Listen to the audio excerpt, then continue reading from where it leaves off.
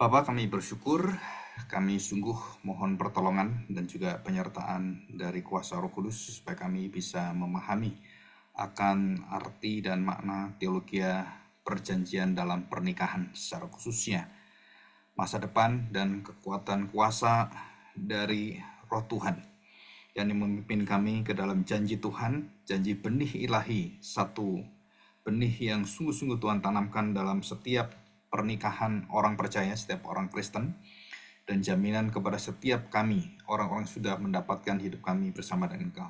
Pimpinlah kami, supaya kami semakin mengerti akan kehidupan kami, baik dalam keluarga, baik di dalam berpacaran, ataupun membangun masa depan kami dalam keluarga yang baru. Tuhan pimpin kami, dan biarlah Roh Kudus di dalam kuasa Kristus akan memberikan kami satu sukacita dan kemenangan dalam hidup kami ini. Terima kasih Bapa, di dalam nama Tuhan Yesus kami serahkan doa kami. Amin. Kita akan membuka kitab Maliaki ya. Ya, kita akan membahas satu tema yang sangat menarik, yaitu satu tema empat kuasa janji benih ilahi atau benih surgawi, benih ilahi, benih surgawi. Dan ini adalah bagian dari teologi perjanjian pernikahan ya.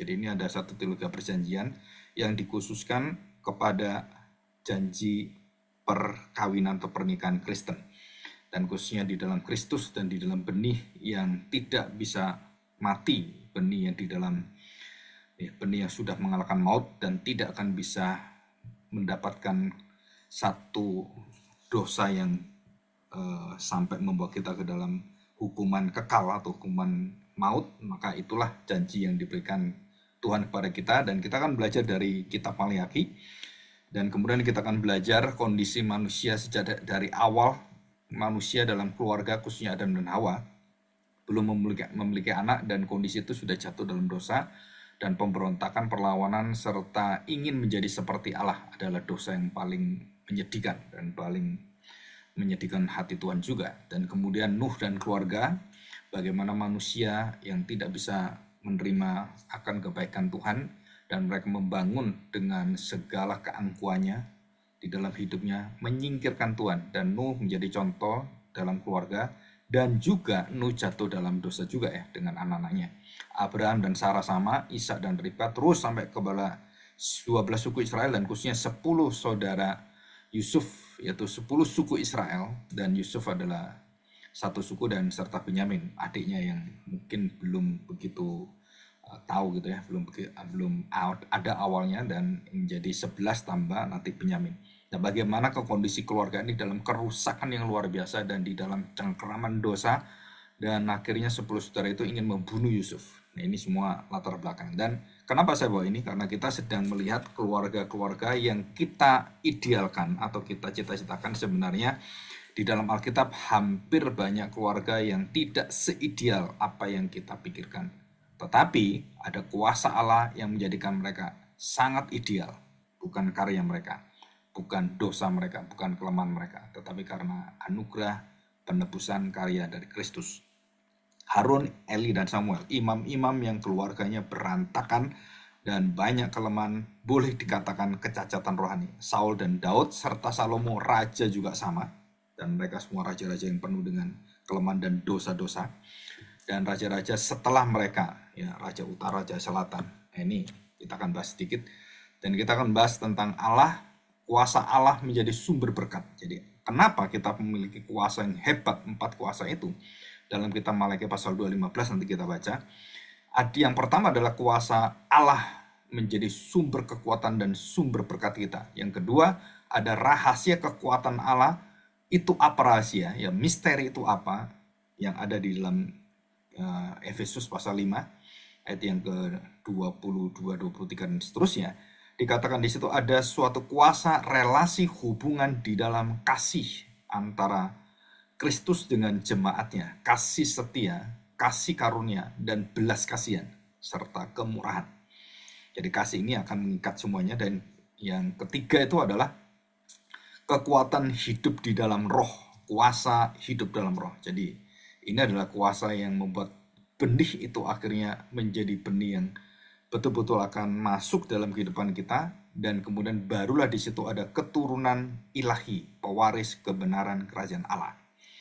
Nah, perhatikan baik-baik, ini pewaris ini bukan berarti kita bisa memberikan keselamatan pada anak cucu kita, tetapi itu adalah janji Tuhan. Jadi bukan dari kita yang kawin, bukan dari kesatuan daging kita, kemudian anak-anak kita kemudian menjadi dijamin bahwa kalau kita kawin, anak-anak kita tuh pasti anak-anak yang di dalam perjanjian. Itu bukan berdasarkan pada kawinnya kita, bukan berdasarkan pada istilahnya pertemuan kita laki perempuan, dan di dalam perkawinan itu tidak bisa menghasilkan, melahirkan keselamatan. Tapi ada janji Tuhan. Dan janji Tuhan itu akhirnya terrealisasi dalam janji Tuhan bahwa pernikahan itu harus di dalam satu kesatuan, bukan hanya daging, bukan hanya roh, dan ada 4 kuasa itu, nanti kita akan pelajari. Dan akhirnya bisa zera Elohim, benih ilahi. Ya, zera itu benih, dan Elohim itu adalah benih ilahi, benih Allah, pewaris kebenaran. Nah, kita akan bahas ini satu persatu ya. Nah, kita masuk di dalam pembahasan firman Tuhan. Kita buka Malaki pasal 2. Malaki pasal 2 ya, kita buka di dalam Malaki pasal 2. Demikian bunyi firman Tuhan ya. Nah, perhatikan dari ayat yang ke-10, temanya adalah Tuhan memarahi Israel karena kawin campur dan perceraian. Dan Tuhan benci perceraian. Tuhan sangat membenci kawin campur yang sama dosanya dan kapasitasnya dan hukumannya dengan perceraian. Jadi kawin campur, berzina, dan juga berselingkuh dan bermacam-macam itu semuanya adalah satu benih yang berkaitan dengan perceraian. Berkaitan dengan dosa yang selevel yang juga dibenci oleh Tuhan. Nah, demikian bunyi firman Tuhan. Perhatikan baik-baik. Bukankah kita sekalian mempunyai satu Bapa? Bukankah satu alam menciptakan kita? Allah, lalu mengapa kita berkhianat satu sama lain dan dengan demikian menajiskan perjanjian nenek moyang kita? Nah, di sini. Jadi dengan kawin campur, dengan kenajisan, dengan satu perkara perempuan suami istri yang kemudian suami itu dengan laki-laki perempuan lain dan istri dengan laki-laki lain atau dengan siapa, saudara, itu merupakan satu penghinaan. Jadi menajiskan perjanjian nenek moyang kita. Ya, perhatikan ya. Yehuda berkhianat ya. Yehuda, suku yang paling hebat dalam perang, itu berkhianat dan perbuatan keji dilakukan di Israel dan di Yerusalem. Akibat dari apa? Akibat dari percampuran, akibat dari perzinahan yang najis itu, perjanjian nenek moyang yang dilanggar. Dan sebab Yehuda telah menajiskan tempat kudus yang dikasihi Tuhan dan telah menjadi suami anak-anak perempuan Allah asing, dan mereka akhirnya kawin campur. Biarlah Tuhan melenyapkan dari kemah-kemah Daud segenap keturunan orang yang berbuat demikian, sekalipun ia membawa persembahan kepada Tuhan semesta alam. Itu nggak bisa. Jadi kalau kamu datang ke gereja, kamu kemudian mengalami satu dosa yang seperti ini, dan orang lain mungkin nggak tahu, dan kamu memberikan persembahan, keluarga yang rusak, yang hancur ini, itu kalau ibadah tidak ada pertobatan, tidak ada kembali pada Tuhan, dan tidak ada penyesalan, serta perubahan, dan Roh Kudus itu membuat kamu dilahirbarukan dan diampuni, maka di situ yang terjadi adalah engkau sedang menghina Tuhan, sekalipun ia membawa persembahan pada Tuhan semesta alam, dan itu adalah menyakitkan hati Tuhan. Dan inilah yang kedua yang kamu lakukan, kamu menutupi mezbah Tuhan dengan air mata tadi, dan dengan persembahan-persembahan yang luar biasa kan, uang, dengan memberikan binatang-binatang hasil bumi. Wah, itu banyak persembahan itu ya. Dan ini dikatakan dengan air mata, dengan tangisan dan rintihan. Oleh karena ia tidak lagi berpaling kepada persembahan dan tidak berkenan menerimanya dari tanganmu. Jadi Tuhan sudah muak. Tuhan sudah tidak bisa menerima lagi apa yang kamu lakukan. Yang sepertinya bagi kamu itu, Tuhan itu masih mencintai kamu, pada Tuhan tidak mencintai kamu. Dan banyak kita sebagai hamba-hamba Tuhan dan juga sebagai orang-orang yang di dalam Tuhan, seringkali kita tidak sadar bahwa dosa itu seringkali membuat kita menutupi diri dan menutupinya dengan pola-pola pelayanan yang sepertinya rohani dan tanda petik yang sangat kristiani, padahal itu tidak berkenan pada Tuhan. Dan 14, dan kamu bertanya, oleh karena apa? Oleh sebab Tuhan telah menjadi saksi antara engkau dan istri masa mudamu, dan kepadanya engkau telah tidak setia, padahal dialah teman sekutumu dan istri seperjanjianmu. Nah, diulang lagi, perjanjian pernikahan, perjanjian dikatakan seperjanjianmu. Dialah teman sekutumu dan istri seperjanjianmu. Nah, ingat ya. Jadi perjanjian itu bukan hanya berkaitan dengan keselamatan, tapi juga berkaitan dengan seluruh keluarga kita dan keturunan kita, anak cucu kita. Itu ada perjanjiannya, ada sumpahnya, ada janjinya, ada nazarnya. Apa yang disatukan oleh Allah tidak boleh diceraikan oleh manusia. Nah, sore ini kita harus benar-benar mengerti betul ya. Nah, ini ayat 15 yang ayat kita bahas ini ya. Bukankah Allah yang esa? Nah, di sini kekuatan nanti kuasa berkat itu, 4 kuasa berkat benih ilahi dalam pernikahan Kristen, dalam pacaran Kristen, dalam keluarga Kristen yang sudah menikah, yang sudah punya anak, yang punya cucu, saudara-saudara disertai dengan perjanjian di dalam setiap pernikahan dari keturunan ke keturunan. Ini seperti bangsa Israel yang Tuhan janjikan pada kita. Ya, dan ini ada janji yang spiritual, bukan janji secara fisikal. Ya, ingat baik-baik itu ya. Bukankah Allah yang esa, yang pertama Allah yang esa menjadikan mereka dari daging dan roh. Dan apakah yang dikehendaki kesatuan itu? Kesatuan. Dikatakan kesatuan. Kesatuan apa? Roh dan bukan hanya daging. Dikatakan dikehendaki kesatuan itu keturunan ilahi. Bukankah Allah yang esa menjadikan mereka daging dan roh? Daging dan roh. Dan dikatakan, dan apa yang dikehendaki dari kesatuan daging, satu daging dan satu roh itu apa? Yaitu kamu melahirkan keturunan ilahi. Dan ini penting sekali, keturunan ilahi. Dan mungkin kita jarang sekali mendengarkan wajangan, renungan tentang keturunan ilahi waktu kita mendengarkan perjanjian pernikahan atau renungan pernikahan atau firman Tuhan, khotbah pernikahan yang jarang sekali. Mungkin saudara mungkin baru kali ini mendengarkan dan bersyukur ya kalau saudara bisa mendengarkan ini, yaitu keturunan ilahi. Jadi siapapun sekarang ini yang keluarga sedang terpisah, bercerai, dan terjadi apapun, Tuhan katakan kamu harus kembali kepada Tuhan sehingga kamu dimurnikan, kamu dikuduskan, dan keturunanmu itu akhirnya mendapatkan perjanjian dari Tuhan. Saudara, sebobrok apapun kondisi keluargamu, jika kamu kembali pada Tuhan dan memegang kembali kepada perjanjian, maka keluargamu akan dipulihkan. Dan ingat Bapak, kembali ya.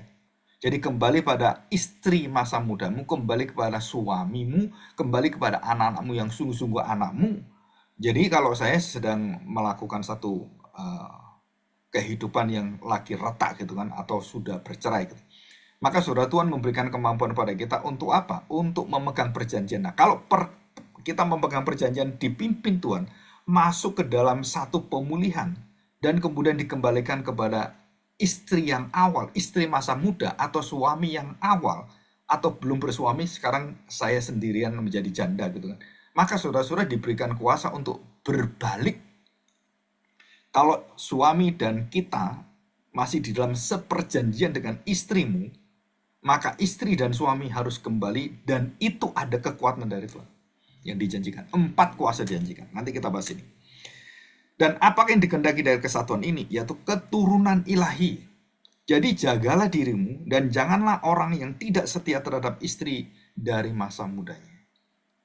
Nah, saudara, ini diingatkan pada siapa? Khususnya pada suami yang seringkali lebih aktif dan lebih cepat meninggalkan istrinya yang mungkin karena problema, mungkin karena banyak hal, dan juga kadang istri yang meninggalkan suami dan meminta berpisah, baik itu dari suami, dari istri. Saudara, ingatlah pada masa mudamu, ingatlah cinta pada masa mula-mula, bagaimana Tuhan mendatangkan dan menyatukan kamu dalam daging dan di dalam roh. Saudara, ini kita harus benar-benar menanggalkan seluruh daripada keegoisan kita, seluruh daripada kepentingan diri kita, perasaan kita, dan mungkin ada kepahitan-kepahitan, dan itu kita harus lepaskan semua. Dan kita harus mau memegang perjanjian Tuhan. Dan semua yang pahit itu akan menjadi sesuatu yang sangat manis. jika kita kembali pada perjanjian. Semua yang menyedihkan, semua yang begitu menyakitkan hati sang bapak, begitu anak sadar, maka dia kembali, bapaknya penuh dengan sukacita. Yang dulunya begitu pahit hubungan itu, retak hubungan itu sudah terpisah, akhirnya kembali dan bersatu kembali, dan bapak itu menemukan anaknya seutuhnya. Nah, itu adalah satu nasihat dari firman Tuhan. Sebab aku membenci perceraian, firman Tuhan Allah Israel, juga orang yang menutupi pakaiannya dengan kekerasan, firman Tuhan semesta alam. Maka jagalah dirimu dan janganlah berkhianat. Aku membenci perceraian, itu berkaitan dengan keadilan kekerasan. Jadi ini berkaitan. Jadi ada ketidakadilan, ada ketimpangan, ada ketidakmerataan, ada ketimpangan, ada jomplang.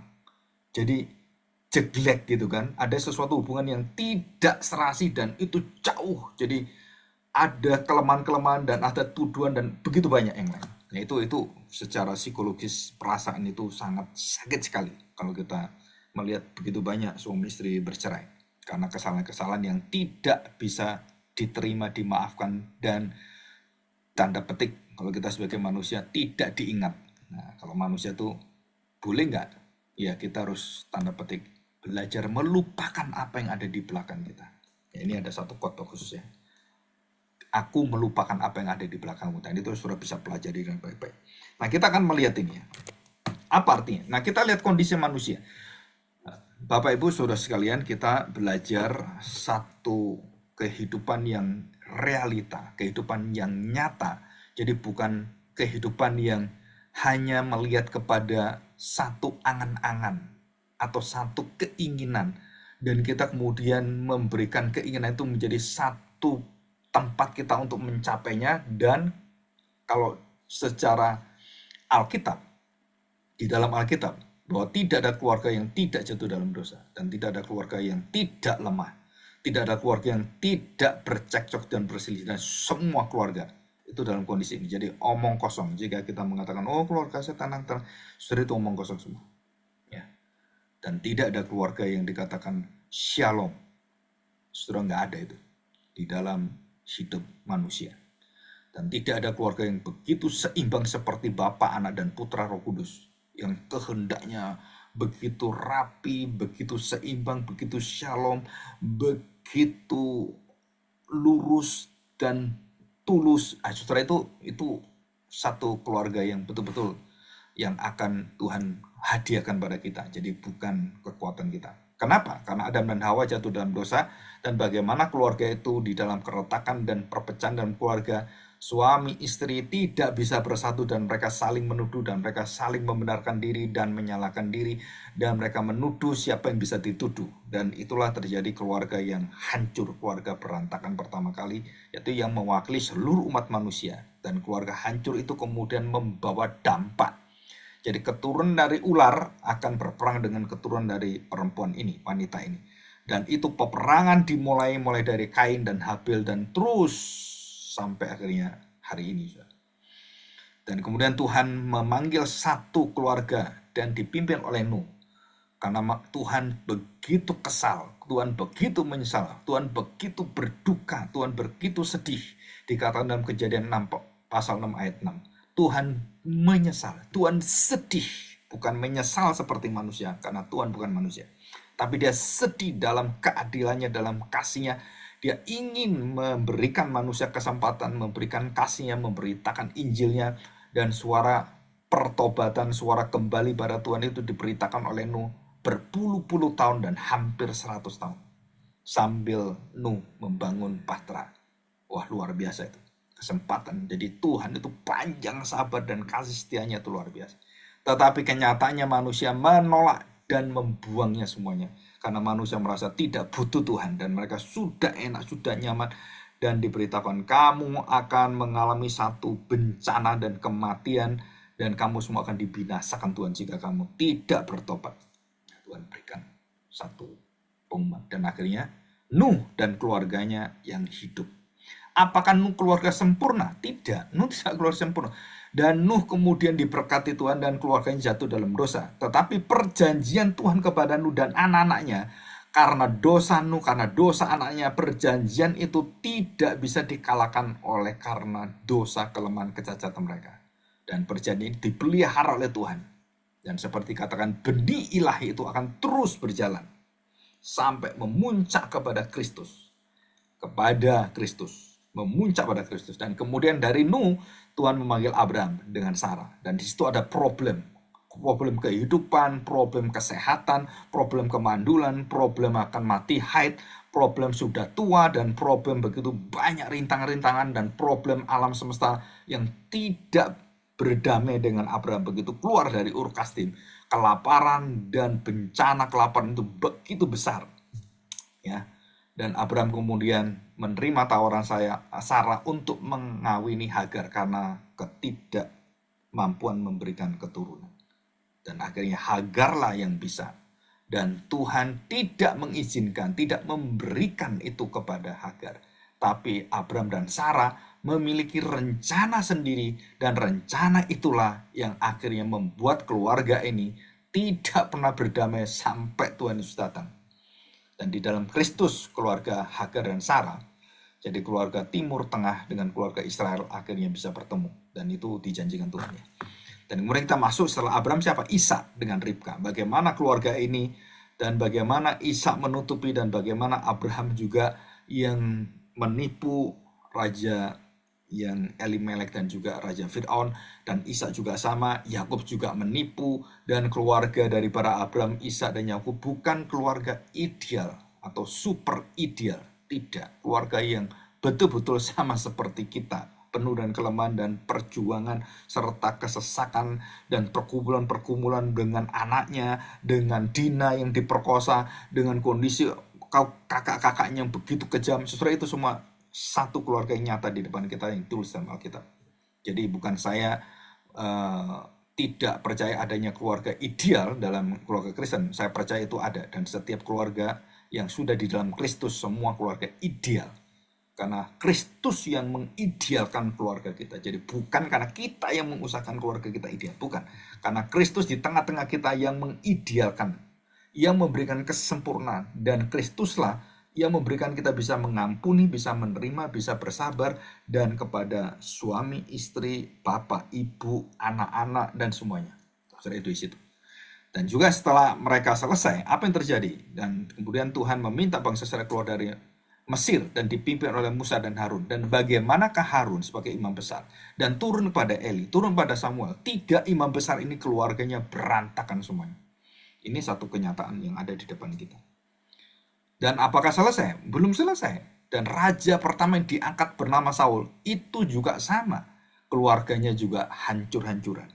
Dan bagaimana dengan Daud? Yang awalnya Daud baik, gitu kan.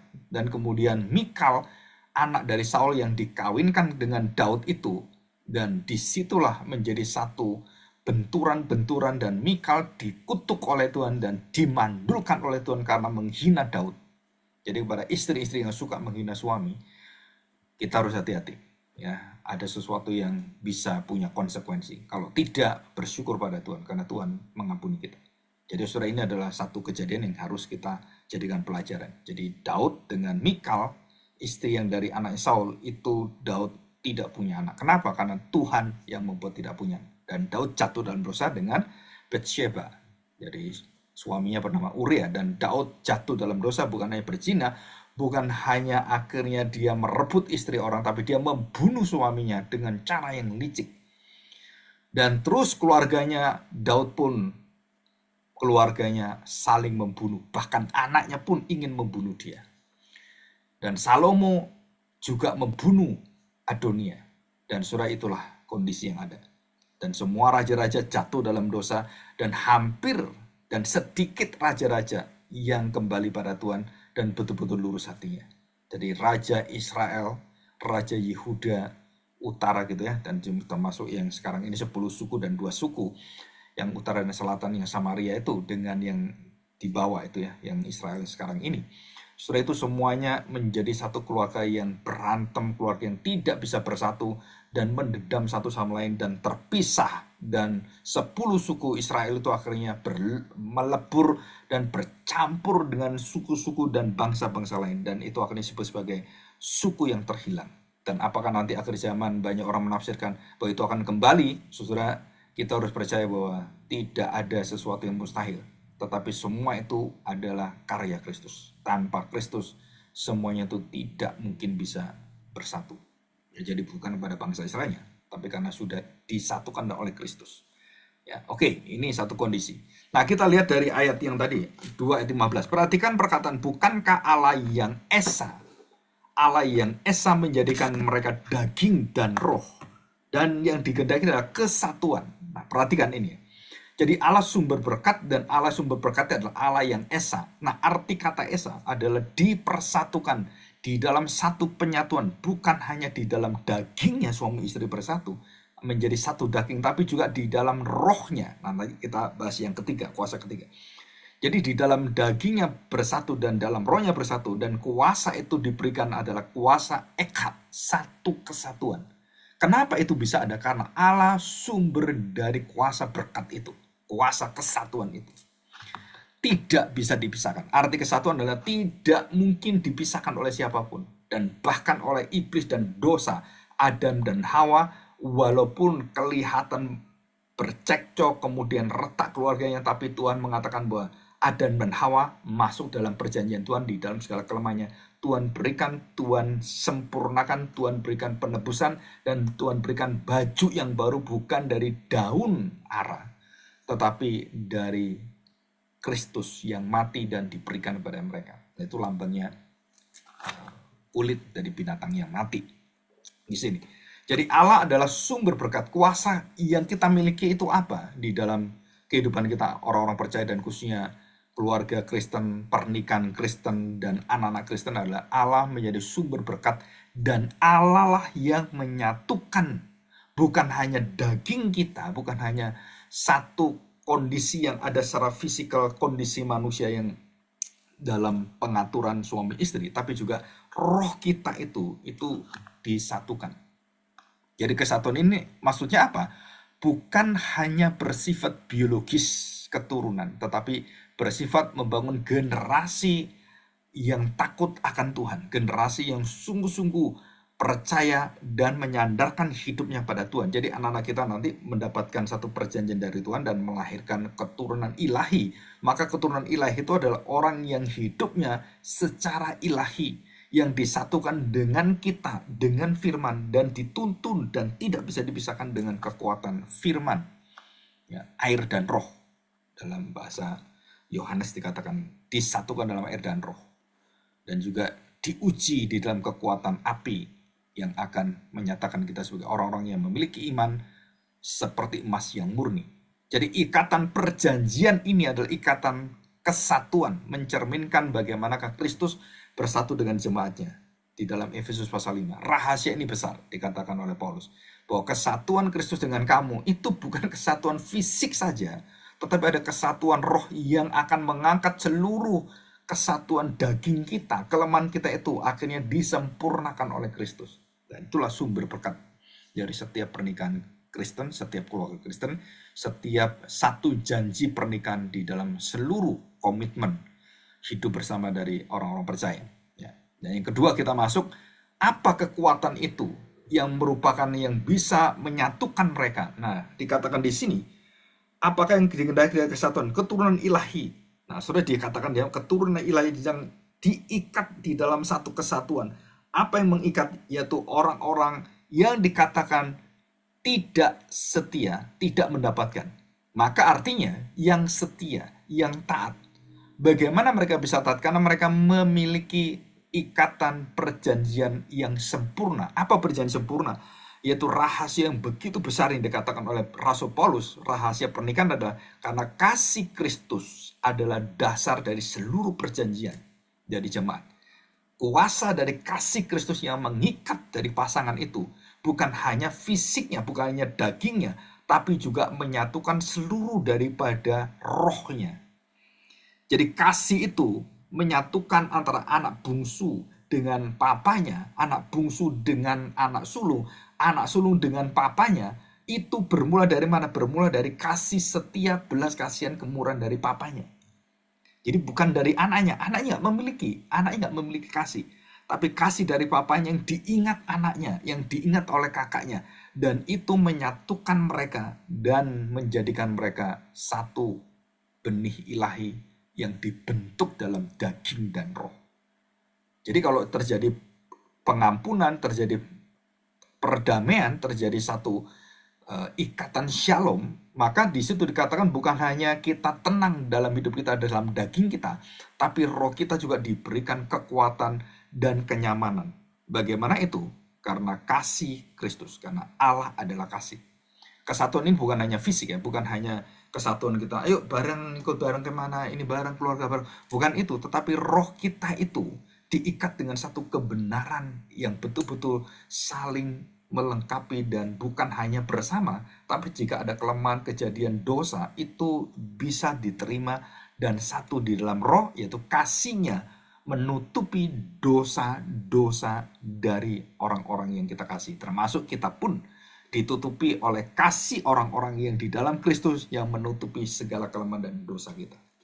Jadi itu disebut saya saling mengampuni, saling menutupi dengan kasih Kristus. Dosa-dosa kita akhirnya dibereskan oleh Kristus. Jadi selalu membangun hubungan didasarkan pada kuasa kasih Allah, berdasarkan firman Allah, berdasarkan janji Allah, dan di dalam doa kita mendapatkan satu kekuatan dan satu jaminan. Jadi doa itu adalah kita mendapatkan bahwa Allah tidak pernah tinggalkan kita. Jadi waktu kita berdoa, kita bukan mencari-cari Allah, tapi kita sudah tahu bahwa Allah mendengar kita, sudah tahu bahwa Allah mengerti kita, sudah tahu bahwa Allah itu adalah Allah yang jauh menjaga kita dalam segala perlindungan, dan Allah yang mengikat janjinya dengan kita.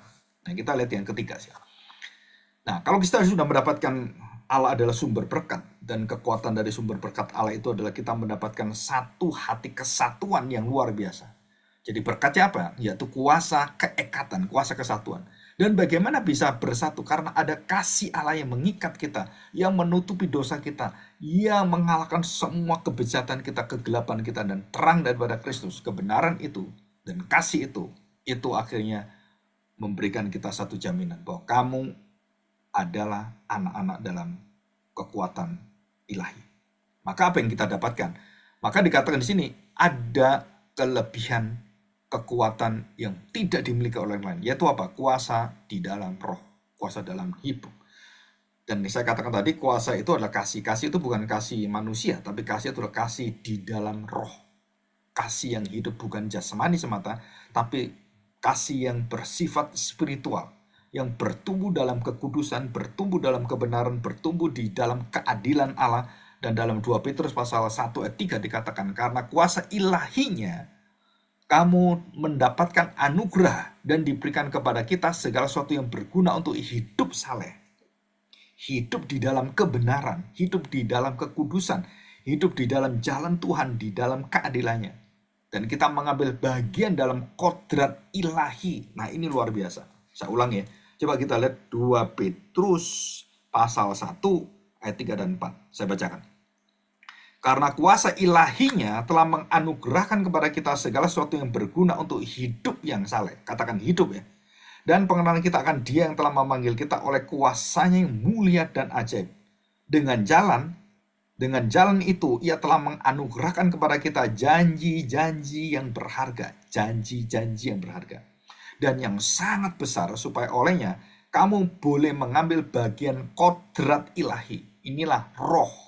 Kodrat ilahi, kodrat di dalam Roh Kudus yang dibentuk oleh Roh Kudus, yang diberikan oleh Roh Kudus, yang dianugerahkan dan mendapatkan satu hidup yang baru, lahir baru, dan luput dari hawa nafsu duniawi yang membinasakan dunia. Justru karena itu kamu harus sungguh-sungguh berusaha untuk menambahkan pada imanmu kebajikan, dan kepada kebajikan pengetahuan, dan pengetahuan akan penguasaan diri, dan penguasaan diri akan ketekunan, dan ketekunan kesalehan. Terus terakhir kesalehan, kepada kesalehan adalah kasih kepada saudara-saudara. Jadi puncaknya adalah kasih akan saudara-saudara, kasih akan semua orang, dan itulah puncak dari pekerjaan roh. Apa puncak pekerjaan roh? Yang membawa kita dibentuk dan menyatakan dan menyaksikan, memberikan, menyinarkan kasih. Jadi inilah kekuatan roh yang membuat kita bertumbuh dalam kekudusan, dalam kebenaran, untuk menyatakan kesaksian Injil kasih karunia. Ya, dan kita harus tahu bahwa dalam Zakaria pasal 4 ayat 6 dikatakan, bukan karena kekuatan gagahku, bukan karena usahaku, bukan karena perbuatan tapi karena roh Allah, karena kekuatan roh Tuhan. Dan itulah disebut bahwa saya tidak mengandalkan diri kepada kekuatan diri saya, pikiran saya, karena pengaruh dari dunia, tapi selalu mengandalkan kekuatan kuasa roh.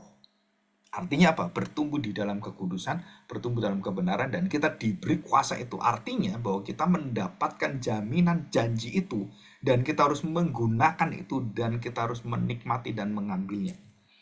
Dan yang terakhir apa? Kuasa apa? Kuasa kita akan mendapatkan keturunan ilahi, Zera Elohim. Kita akan diingat oleh Tuhan. Zakaria artinya apa? Kita selalu akan diingat Tuhan. Dan Tuhan tidak pernah mau tidak diingati kita. Tuhan mengingat kita dan Tuhan tidak mau mengingat dosa kita. Tuhan mengingat kita. Tuhan selalu memberikan kita jaminan bahwa kamu kalau sudah di dalam Kristus anakku dan kamu sudah lahir baru mendapatkan daging dan mendapatkan bukan hanya daging tapi mendapatkan juga anggur, darah dan tubuh Kristus, darah dan roti hidup itu. Maka dikatakan di sini bahwa benih itu akhirnya lahir. Benih itu akhirnya muncul. Benih itu akhirnya terus dikatakan dalam Mazmur 127. Sesungguhnya anak laki-laki adalah milik pusaka dari Tuhan. Dan buah kandungan adalah suatu upah. Ini benih ilahi. Jadi generasi yang datang dikatakan kita harus syemar. Jagalah dirimu, jagalah kekudusanmu, engkau akan memiliki janji dari Tuhan dan teologi perjanjian yang akan menyatakan pada kita teologi beranak cuculah.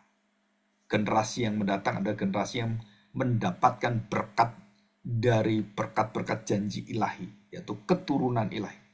Jadi saudara kita harus bersyukur. Pak, bagaimana dengan orang yang bukan seperti kita orang-orang Kristen, kalau dia bukan orang Kristen ataupun orang yang berkawin yang menikah bukan dengan orang Kristen, saya beritahukan bahwa kita tetap dalam kuasa perlindungan Tuhan dan kita menjaga supaya kita tidak melepaskan diri dan melalui kita, anak-anak kita mendapatkan jaminan kekudusan keturunan ilahi.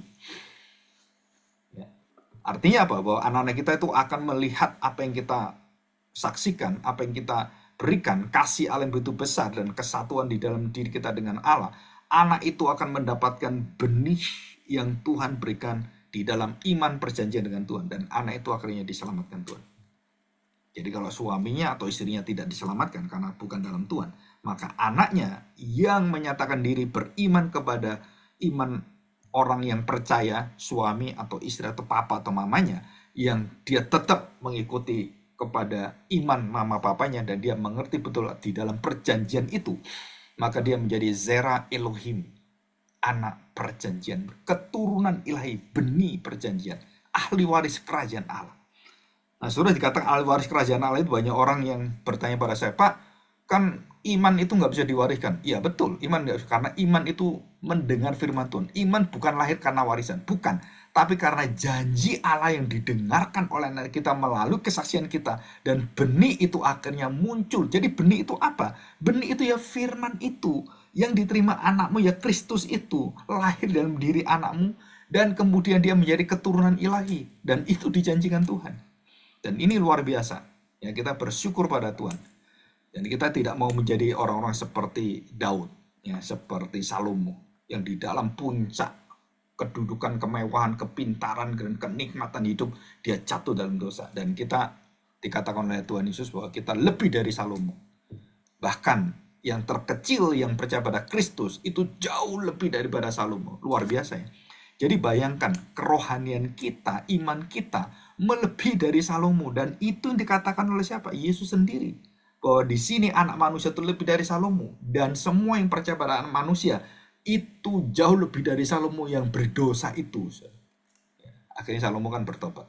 Oke, kita bersyukur dan kita masuk dalam doa dan kita mohon pertolongan supaya kita sungguh-sungguh diberkati oleh Tuhan.